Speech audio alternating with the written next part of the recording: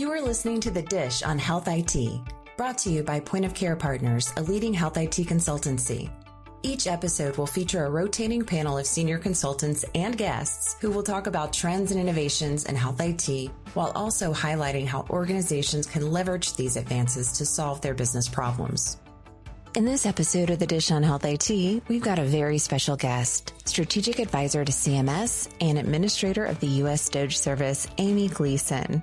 Host Tony Schueth, CEO of Point of Care Partners, and co-host Alex Goss, senior consultant and program manager of the HL7 Fire Da Vinci project, talk with Amy Gleason about the CMS Health Ecosystem Pledges and additional initiatives like the Rural Health Funding, CMS Access, and more generally, the role of artificial intelligence. If you have suggestions for future episodes, send us your ideas by visiting the podcast page at POCP.com under the Insights section to share your thoughts by submitting a form. Welcome to The Dish on Health IT. I'm Tony Schueth, Chief Executive Officer of Point of Care Partners. Today's conversation is about something we don't talk about nearly enough in health IT, how real change actually happens when regulators, technology, trust, and lived experience converge. My guest today is Amy Gleason, Strategic Advisor to CMS and Administrator of the U.S. Doge Service. Many listeners know Amy is one of the driving forces behind the Trump administration's pledge-based approach to modernizing healthcare workflows by leveraging the health tech ecosystem. Joining me today is my co-host, Alex Goss, Senior Consultant at Point of Care Partners and Program Manager for the HL7 Da Vinci project, who brings a ground-level view from standards and implementation communities, hearing this feedback in real time. Let's start with brief introductions. Alex, would you go first, please? Sure, Tony. Thank you very much.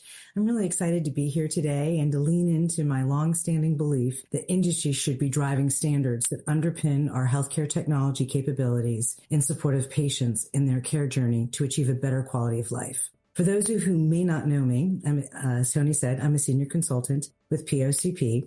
For more than 35 years, I've brought my enthusiasm, passion, and integrity to strengthening organizations, public policy, and national standards to achieve healthier and more productive people. This includes work developing healthcare standards in the policy realm, as well as the EDI and FHIR communities, doing boots on the ground work, implementing and complying with federal and state regulations, and aligning business strategies, systems integration, and operations management in both public and private sectors of healthcare. I also currently serve as the chair of HL7's International's Policy Advisory Committee, and I'm also HL7's liaison to and chair of the Designated Standards Maintenance Organizations established under HIPAA to maintain and update the technical standards for electronic health transactions for HIPAA adopted by HHS. This is in addition to my role in the HL7 Da Vinci project as the program manager. Yes, you are. Now, Amy, we'd like to, would you like to go next, please? Please introduce yourself. Sure. I'm Amy Gleason. I'm the administrator of the U.S. Doge Service, which is an organization at the White House that works across all the different federal agencies to modernize the technology, to improve data sharing, and to find efficiency, as well as we do a lot of work on fraud, waste, and abuse through data research. I lead a lot of the technology at CMS, and so I've been working closely with Dr. Oz on modernizing technology for both Medicare, Medicaid, and out into the healthcare ecosystem with all the healthcare providers and innovative solutions out there. Amy, you have a really compelling story about sort of how you got into health IT. I'd love to hear that again. I enjoyed hearing it when I've been at some conferences. Could you tell us about that? Yeah, so I started my career in nursing in the emergency room, and that's really the first time that I realized how dangerous it is when providers don't have the information that they need. And then we are really unrealistic in asking patients to remember all of their past history and medications, especially while they're scared or in pain. So that is actually what led me into technology, because I really saw that there was promise for technology to give providers better tools to really understand what's happening and to surface data that can help them give better care. And so I worked a lot in electronic medical records, trying to do this from the provider side. And ironically, I was working on health information exchanges when my then 10-year-old daughter was a competitive gymnast and cheerleader. And she was really active. We called her the Energizer Bunny because she just never stopped moving, flipping and twisting all over the place. And she started having all these kind of strange symptoms that didn't seem related at first. She had rashes on her elbows and her knees, but she was a gymnast. She was hitting the mats a lot, and we didn't think that much about it. She kept getting steroid creams and different things like that. And then she started having stomach aches and headaches, and she was missing a lot of school. Then it got to be really weird when I'd start to pick her up from gymnastics, and they would say she was sleeping because she was too tired to practice. And she started losing a lot of her tumbling skills.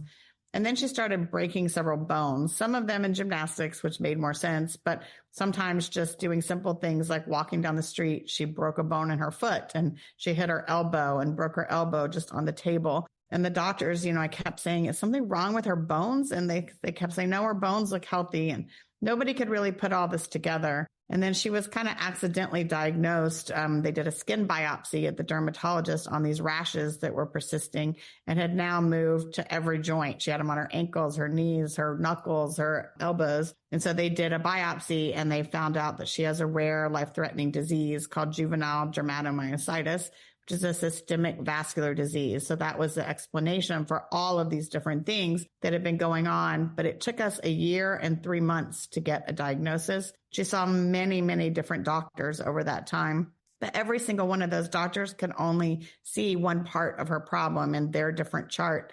The dermatologist was looking at her skin, and the orthopedic was looking at her bones. And, the pediatrician was trying to figure out why she was getting so many headaches and stomach aches. So I think just nobody could see everything together. And I truly believe if one doctor had been able to see all of that, someone would have said, why is an 11-year-old that was previously healthy going to the doctor so much, and tried to figure all of this out? And I believe with the advent of today's AI that surely something would have been surfaced earlier. And the sad thing is that her disease gets worse the longer it goes undiagnosed. So we'll never know how much of an impact that has, but it's been 15 years and she still takes 21 pills a day and gets 2 infusions every month as treatment.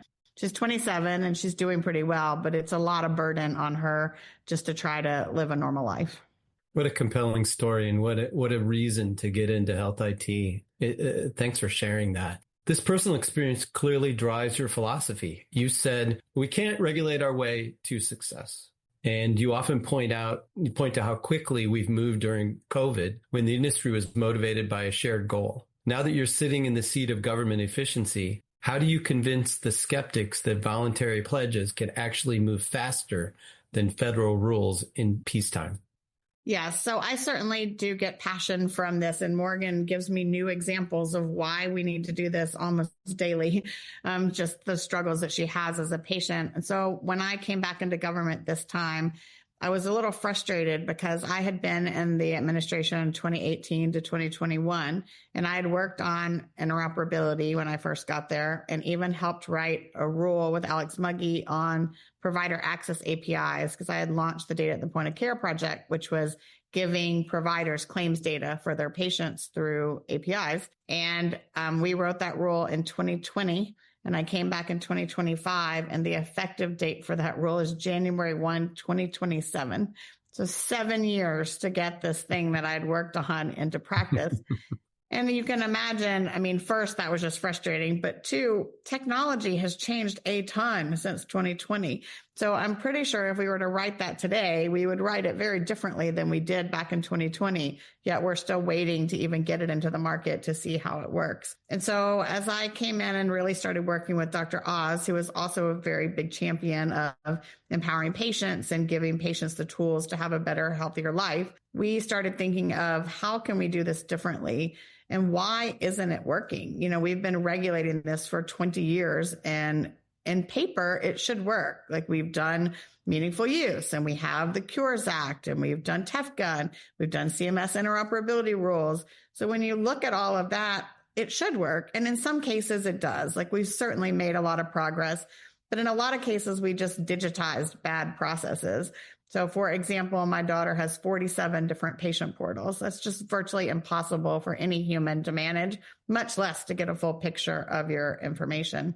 And so we decided to do it differently. This administration likes to use the power of convening more than regulation. And so I was one of the first to go with this health tech ecosystem in my convening work. And so we basically said, let's just paint a vision of what we want to happen about patients getting their records, trying to unblock some of the things for providers, and a little bit of operational and payment use cases that haven't made much traction, and ask people to pledge to do this in 6 months and 12 months instead of years, and see how we can make change happen faster. And so we had about 60 companies that pledged with us back in July when we announced this at the White House with the president, the secretary, Dr. Oz, and I. And now we have over 600 people that are working on this.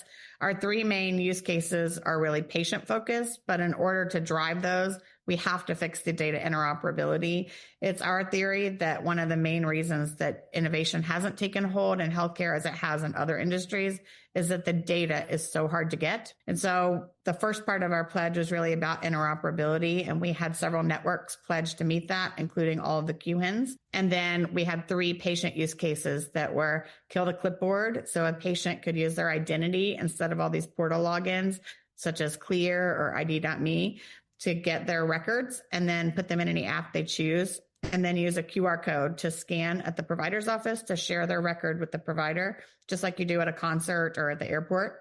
And then once you have that data in an app that you choose, then you can use conversational AI on top of that to be able to get personalized recommendations and guidance in between visits and in your daily life. And then diabetes and obesity, straight up Maha lane of helping people get personalized recommendations on diabetes and obesity treatment and prevention. And so that's what we launched. We have over 600 companies now working in our Slack channels and our working groups. And our first deadline is March the 31st. And we're really excited to see progress. Where are we? What is the progress? Are we starting to see real examples of killing the clipboard for patients yet? Or is this still largely in the planning phase?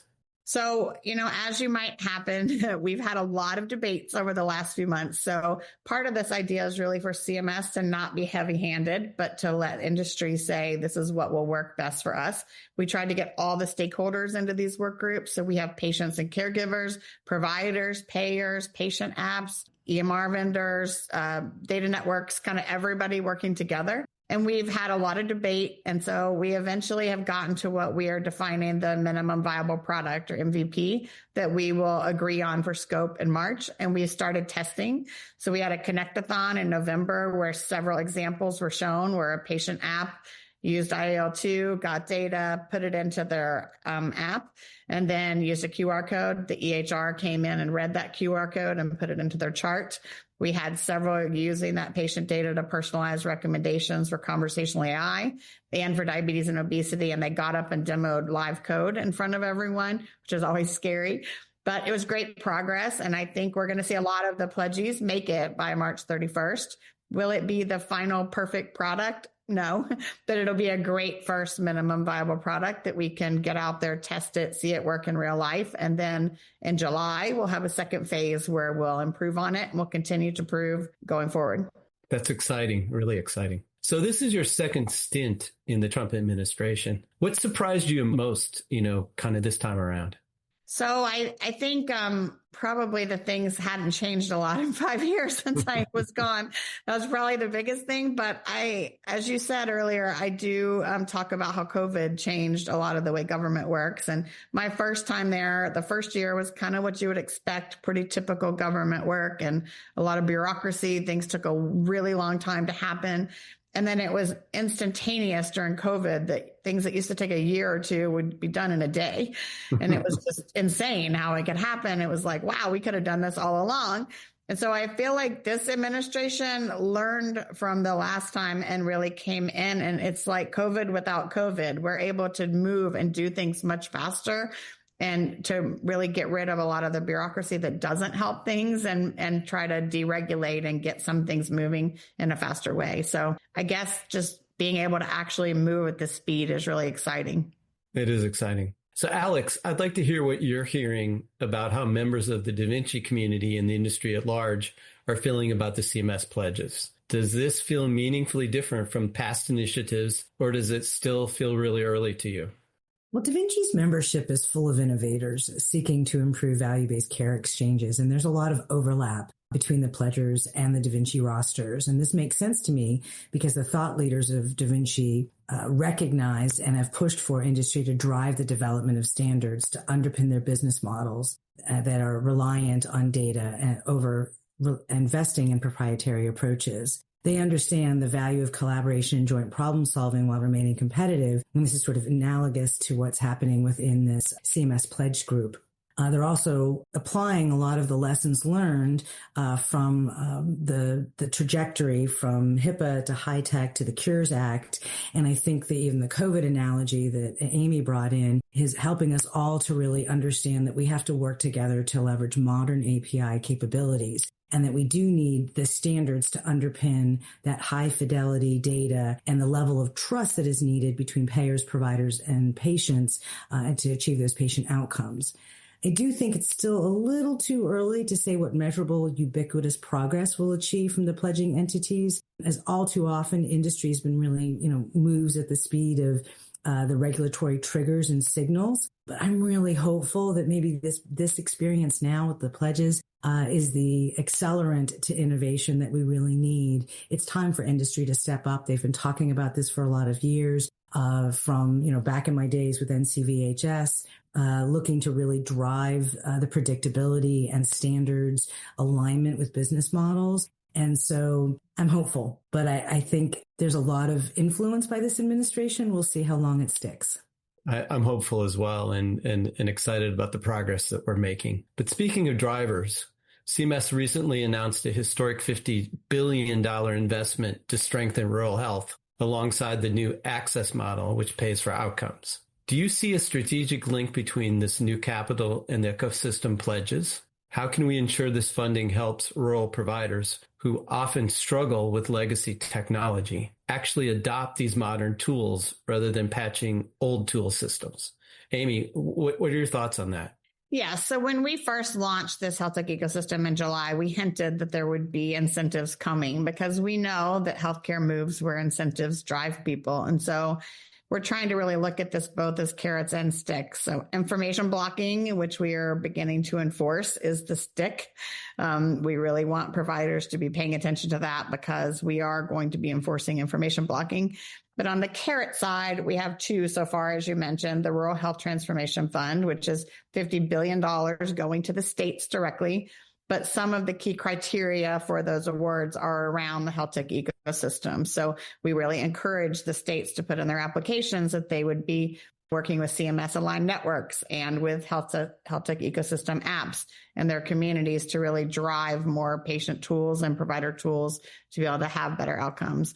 So most of the applications that we saw come in had these key items in there. And as we approve those items, they have to come to us for approval before they can initiate their projects and get the funding. And so we will be monitoring that to make sure that it's going to rural providers and that it's being used there. And we have clawback ability if they are not using it on the rural providers. So I think that's one way that we'll make sure that it stays in rural and has that impact. I think for the access model, as you said, it's to pay for outcomes. So this is the first real example of technology-enabled care or apps being able to bill Medicare for outcomes. So in this case, an app or some kind of technology-enabled care can register as a Part B provider under Medicare with their medical director. They have to have a medical director to become a provider. And then as long as they are driving outcomes in one of the 4 tracks, which are early and chronic cardiometabolic disease, musculoskeletal disease, and then behavioral health for depression and anxiety. And so for those pieces, you have to manage all of the pieces of a track and drive outcomes. So things like lowering blood pressure and reducing A1C and improving kidney health or reducing musculoskeletal pain or improving anxiety and depression. If you can prove the outcomes from that, then you get paid on the outcome. And part of that is that you also have to keep the provider in the loop.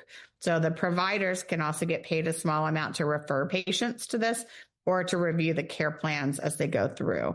And so we really have tried to push this out so that it's a really good entryway into relieving some of the burden on providers and helping rural providers as well to be able to have some extra tools that can reach their patients without as much human overload of calling patients and trying to work through this, that we can use technology to help do some of that, and the personalized nature of this with patients, that it can talk to them every day. You know, the app doesn't get tired of explaining what you need to do about your diabetes as much as humans that can't have that same conversation over and over or reach as many people. And so we're really excited about those. We think they're going to help rural providers and urban providers do that. And these incentives are already driving people. We've had a lot of interest in the access model, and every state participated in the Rural Health Transformation Fund. I love that, both carrots and sticks. I was involved in electronic prescribing, and when electronic prescribing started to take off, it was during MIPA, and same model or a similar model where there were carrots in the beginning and sticks at the end of that. Can you go a little bit more into into what some of the, how you're going to the penalties might be, the stick part of it? The holding people accountable for information blocking. Yeah. So information blocking has up to a $2 million fine per occurrence. And so if providers are not sharing data, especially in our ecosystem, we're pushing so much on patient access. Patients have a right to get their information through HIPAA as a right of access, and through the Cures Act, they have the right to get that from any app that they choose, as long as they have the technology means to do, which every EMR should have that ability based on certification. And so that's really the main message, is that we are going to start information blocking. It's been out, but it wasn't really enforced in the last administration. But we have put money towards enforcement and are coming to providers who are not participating. I love that, because like you said, in the past, some things haven't been enforced. Let's switch gears a little bit. Alex, from a standards and implementation perspective, where do rural providers tend to hit the biggest friction points? This is a great question. In my prior role as Pennsylvania's State Health IT Coordinator and Executive Director of Commonwealth's HIE ecosystem, I've seen firsthand the challenges of rural communities. And Pennsylvania ranks third in the nation for the total number of residents living in rural areas, following Texas and North Carolina. And the friction points come from a lot of resource limitations to achieve the care they seek to deliver to their neighbors. And these are financial limitations, they're human resource limitations, and the strain is real. And it constantly presents challenges with wanting to adopt new technologies and capabilities that are enabled by standards. That takes money, and they don't always have those financial resources. They also have challenges within their workforce, because their time is so limited by their staff to allocate time to new efforts, investing in their own skills and knowledge to assess the new technologies that are being rolled out and the compliance opportunities. And compliance elevates the bar to let everybody know these are the best practices. This is what you should be using to get to the best outcomes possible. And so this also correlates to technology tools and participation in policy and standards development to ensure that their workflow needs are fully met. They don't have time to think about coming into the standards landscape and making sure that their approaches are being thought about. They also are struggling with keeping up with all the changes and bringing world-class care to the rural settings and those tools that can come with that, unless they're affiliated with a big institution. And that's just not always possible in a rural landscape. Yeah, well said. I'm also from a rural area, and I agree with everything that you said from our market. Let's pivot a little bit and talk about AI for a second. We're seeing major AI players like OpenAI and Anthropic included in the pledges. The question of risk keeps coming up related to AI's use in healthcare, whether used by the patient or in the exam room. You've compared, Amy, AI adoption to evolution of autonomous vehicles, starting with no passengers and moving incrementally. How do we encourage providers to use these tools for things like RX refills without waiting for heavy-handed FDA regulation? Who owns the risk in this interim period? Yeah, so I have used the example of the cars. So I was recently in San Francisco for quite a few different things, and I rode in the Waymo cars, which took the approach of cars driving around first, mapping the roads without passengers. Then they started adding passengers, but they only go on certain routes that they've mapped out super well. Like you can't just take it anywhere. You have to stay in their area. Where the robotaxi is a different model where they can take you anywhere, but they have a human sitting in the driver's seat to make sure that they can intervene if there's anything needed. So it can tackle more complicated things, but can go anywhere. So I think this is going to be a similar path that we take in healthcare. I think the new Utah prescription refill pilot is similar to the Waymo example. So refills that are on people that have been on a med for a while are almost always refilled unless there's some issue that's come up. So it's a perfect example of how AI can query for some different things or look at your blood pressure results or different information and can decide whether it can refill the medication. And in that case, that vendor that's doing that pilot did get malpractice insurance. So they are going to be taking on some of that. They clearly are aware of those issues. And then on the other side, where we have the human in the loop, then we're having the human that's there to make sure that it's safeguarded and it can happen. You know, think I'm a cancer patient, I need to get treatment or I need different things. Then you may have an AI that could help study the data and give recommendations, but it should still be a human that's really deciding all of this and driving the change.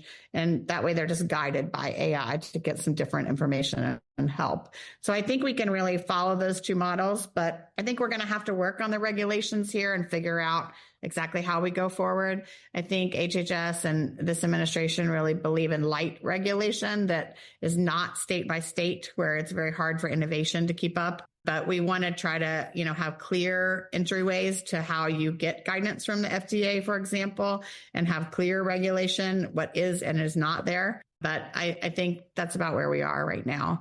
I will say that I think the biggest thing that's going to drive these things at this point is patience. I think I've heard the stat that over 200 million people are asking for health-related chats right now a week. And so I think patients are already there and they're going to be using it whether we want them to or not. So I think it's a good time to embrace that and figure out how we do it safely. I'll give one example of my daughter's care. She has been getting treatment, as I said, for 15 years. She tried to get into a CAR T therapy trial because she wanted to go off of her meds. It was like the first real hope we've had in 15 years. And she went there and they said, I'm sorry, you don't qualify for the trial because you have overlap of ulcerative colitis. And she was really frustrated. And she took all of her medical records and threw them into ChatGPT and said, find me a new clinical trial. I can't do this one because I have ulcerative colitis. And ChatGPT came back and said, actually, I think you're eligible for that trial because I don't think you have ulcerative colitis. And she's like, what? And it said, it read her biopsy from 15 years before. And she has microscopic lymphocytic colitis, not ulcerative colitis, which the treatment would have been the same for 15 years, but it does not exclude her from the trial because it's not as fast progressing and it's not as dangerous for her to go off of her meds to try the trial. And so it's amazing that that can happen. And that's just one of many examples that we've used this for and found. And so I think patients are going to do it anyway, but we would rather them do it with their medical records as the foundation, because patients won't ever be able to communicate all their results and all their history and all that information to prompt AI appropriately. But with the medical records, it can personalize it. And as someone told me recently, the models today are the worst that they'll ever be. They get smarter every day. And so I think this will continue to grow and change.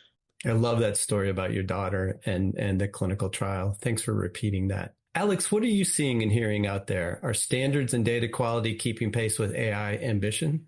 I do think standards communities are keeping pace while looking to the horizon to continue to meet the rapid evolving data and societal needs. Although I have heard some troubling remarks about the needs for standards and implementation guides as to whether we need them at all.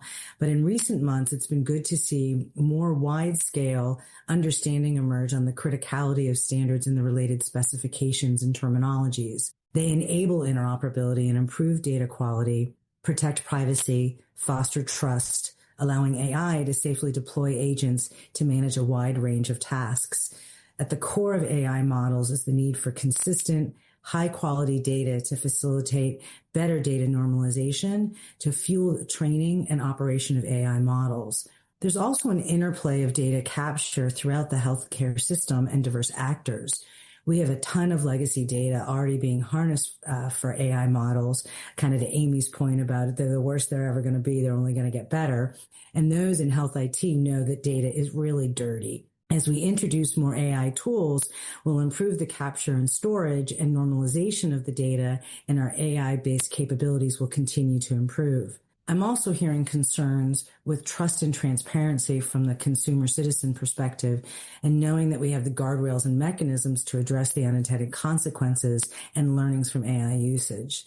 I have lots of optimism about the augmentation to keep humans involved in the right places and to harness the power of AI compute and the resulting insights. And I think standards communities can help us foster the convening and dialogues that we need to continue to meet the needs of society and our data underpinnings. Standards are still going to be necessary moving forward, aren't they? You know, some of us might actually say standards are sexy. I think that's a good way of saying it. Hey, let's change gears a little bit. There's some specific friction points that haven't been taken on directly. For example, we've heard some buzz about pharmacy prior auth and diagnostic imaging, and those might be included in future plans at the federal level. Based on the pledge work so far, is there an indication that there's an appetite to tackle pharmacy PA or diagnostic imaging next, Amy? Yeah, so it's been interesting as we've evolved through this process and more people have pledged. As I said, there's 600 companies now that have pledged, and they're all in these Slack channels and work groups. And so from that, people started saying, hey, this is working and we're making progress. Could we have other pledges? And so we were pretty excited to see that happening. And so far, some of the suggestions that we've heard pretty unanimously from the group, not promising that we'll take these on, but things that the community really wants are prior authorization testing ahead of mandates that are coming out. Diagnostic imaging, which we left out of the original vision because it seemed to be the line where people could do something quickly by March and July and not. And so we didn't include them in the first pledge, but we know, and I've had tons of examples of this with my daughter as well, of how important those are. I think some of the other ones that we've heard are real-time benefits checks, scheduling interfaces, and some bulk fire performance testing and issues around the bulk fire needs. So those are the ones that we hear the most. And I think we're pretty interested in taking on some of these use cases as our next batch of testing to do. That's really exciting. And it also speaks to sort of the value of the pledges. I mean, if we weren't going places, if we weren't making progress, people wouldn't suggest other areas. So that's really exciting to hear. I think it's the first time in a while that it's not like kind of locked away in a room of what's happening with people, or that people have to join, a certain small group of things. So I think it's got every stakeholder in every conversation, and they can drag as many people in as they want, which is really helping. That is absolutely. So this is a perfect transition to standards. There's active work within the DSMO, the Designated Standards Maintenance Organization, to incorporate FHIR into HIPAA, Alex. I'm going to ask you to respond first, since you're the DSMO chair and have held various roles within HIPAA standards, including your 2-term role on NCVHS.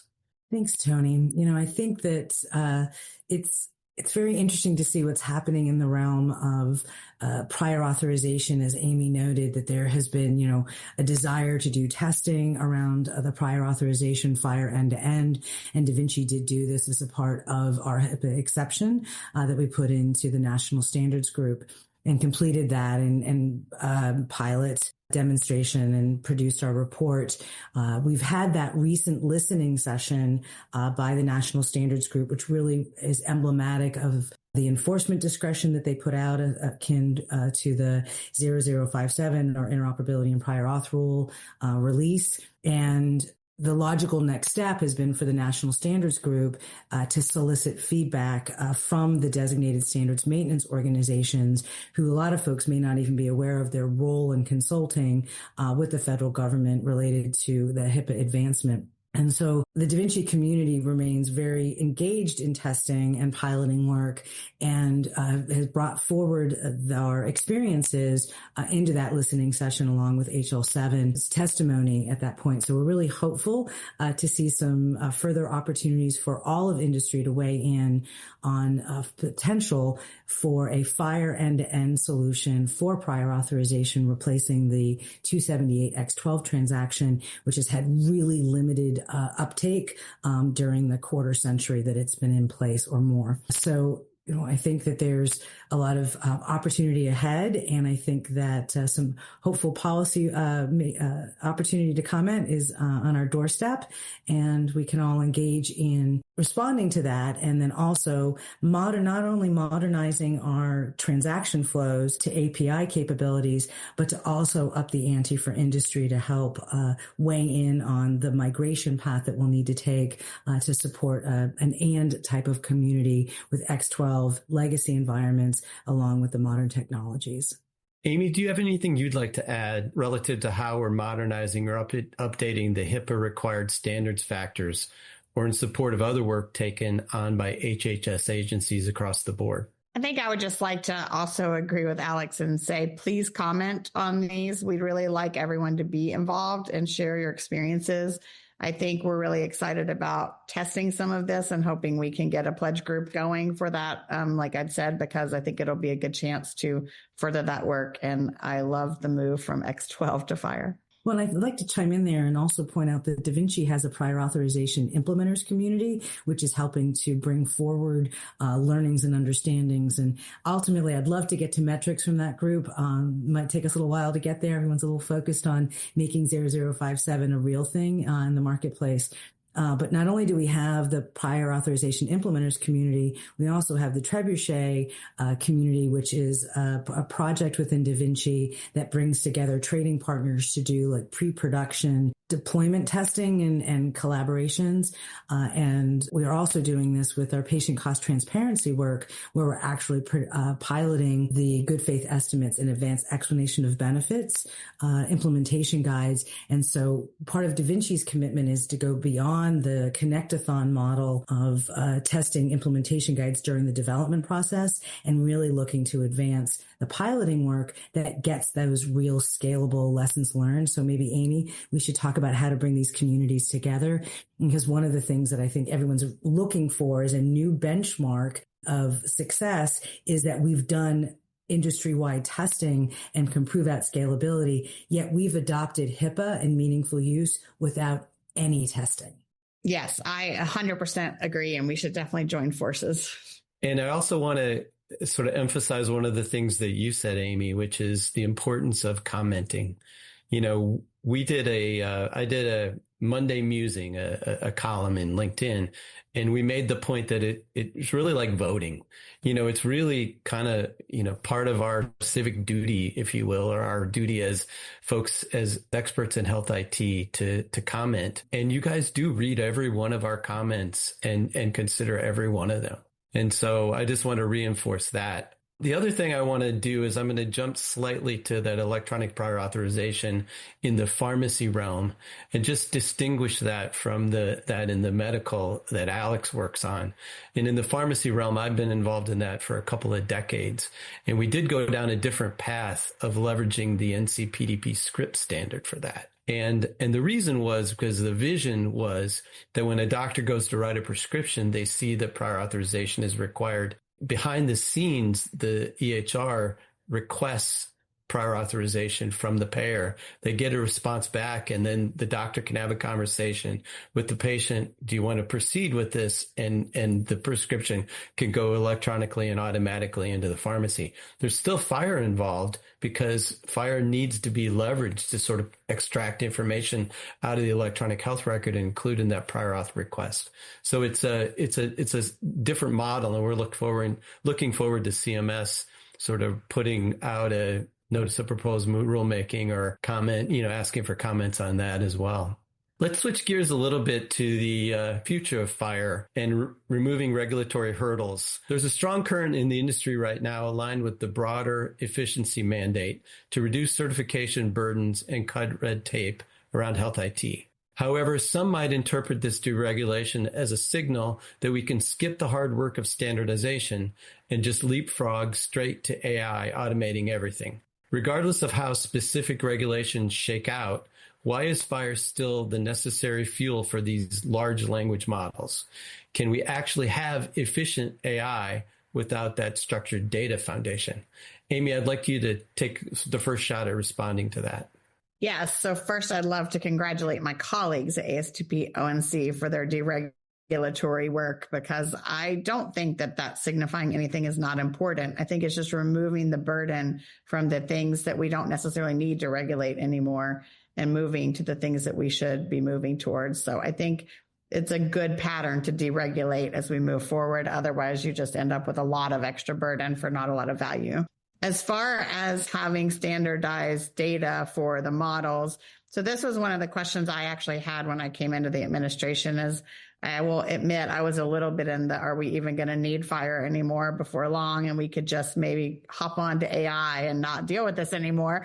But sadly, I have been educated pretty well from a lot of different labs and different people that while AI can certainly do a lot with free text, it is so much better when it has standardized data, because it can make the data much more meaningful. It makes less mistakes, and it can feed in and grow those models in a different way. And so sadly for me, I learned that we really do need FHIR, and it is very helpful, and we should continue going on it.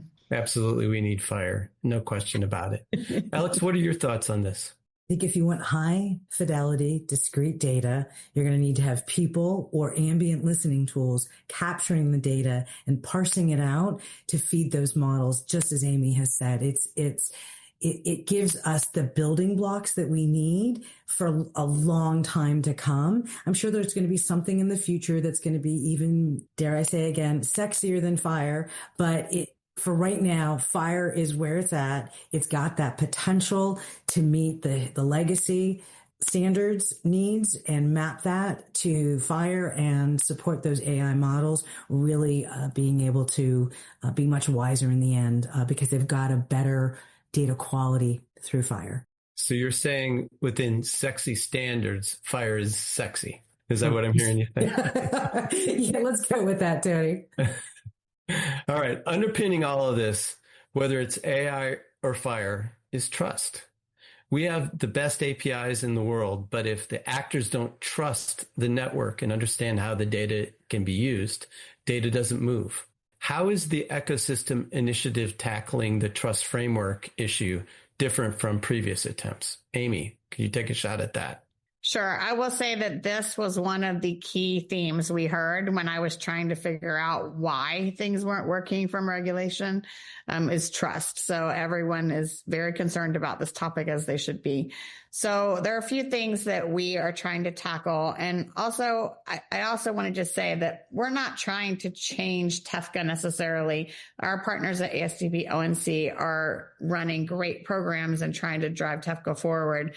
I think we see TEFCA as really like the regulatory floor. So everyone should do the things that are in the regulation.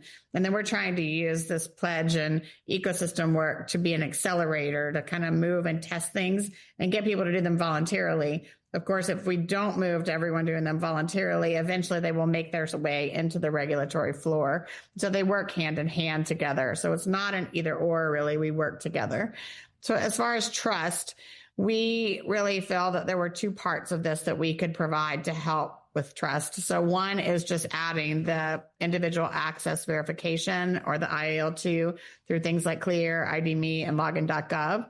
We are adding that to both the Medicare.gov site, where we're redoing that site to be both for patients and their caregivers, as well as adding the app library, where they can get trusted apps there that have been certified on either Caring Alliance or the DIME. So those have both agreed to put very patient-friendly language, put their terms of use up front, and to treat data basically like it's HIPAA data, even though it's not necessarily in a patient-facing consumer application. So then we believe the ecosystem can rely on those digital credentials to build out different apps and to have that same trust. From the provider side, we're building a national provider directory. So there are over 5,000 different provider directories at a cost that's estimated of $6 billion in the healthcare system every year. And that's because there is no single source of truth for providers out there. So everyone takes CMS's data and then they go and try to make it updated every day and continue that process, every single health system, every single vendor, every single payer out there. And so we're creating one national provider directory at CMS where we're taking our CMS data and we're making the most current version of that available. And then we're allowing the private sector to come and update that information so that everyone can just put it in one place and then reuse it over and over. And so we think that that will also be helpful to have a trust factor, mainly because we're adding identity to that also. So providers will come in and validate with their identity, and then we will know that they're a valid Medicare provider. So initially, when someone requests data through a network, they can ping the API at the provider directory and say, is this a provider in good standing, and have they verified their identity? And then that can help with the trust factor. So in our interoperability framework, we said that if a provider is verified through the provider directory and has validated their identity, and they request data and say it's for treatment purpose, then you must treat that as treatment purpose. And then if they're doing something wrong, then you should report that, most likely to OCR, but if to someone else, it might be a different use case. But that way we can have that trust coming through and not be redefining HIPAA and redefining trust and what a provider is over and over. So we think those are going to have a big impact, both for patients and clarity and expectations and providers. And I think the other side for patients is we're also mandating transparency to the patient around who's requesting their data and why, just like you see in your credit report. Patients will be able to see that. And then also for providers, you'll be able to see how many patient transactions they're getting and how many they're responding to, how many treatment and how many payment and operations queries they're getting and how many they're responding to. And also the apps that are validated and out there so you can see their volume as well. So we think transparency is sunlight and helps a lot with this. Absolutely. And trust is critical. So as we come to the close of this episode, I wanted to ask a final question that we ask on every episode. If there's one thing you'd like our listeners to do differently or think differently about after this episode, what would it be? So Amy, I'd like to start with you with that question. What would you like them to think differently about? Yeah, so my main ask is I've heard for years that providers feel like they're kind of the back end of everything and get handed down things that they have to do, either through regulation or through committees that decided things. And I want to encourage them to come and join in this work. If it's not them directly, someone on their team, even if it's their compliance people that are telling them they can't do things, we're really saying this is your chance to have an equal voice to everyone else. I think providers tend to kind of give up their right to have a say to either their EMR vendor or to someone else. And we want them to come be part of the situation so they can say, this is what would make a difference in my life. I wouldn't use that. That doesn't work for me. And this is kind of a come one, come all, come big, come small. Like we want everyone to play in this. And so I'm really encouraging providers to come and join us in this effort and come be part of the discussions. Alex, do you have any final thoughts?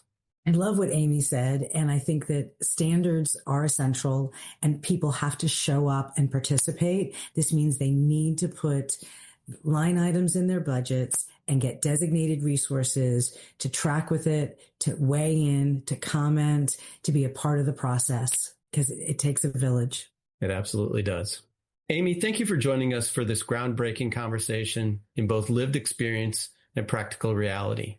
And thank you, Alex, for bringing perspectives of the broader standards and implementation community. For our listeners, this work sits at the intersection of policy, technology, and trust.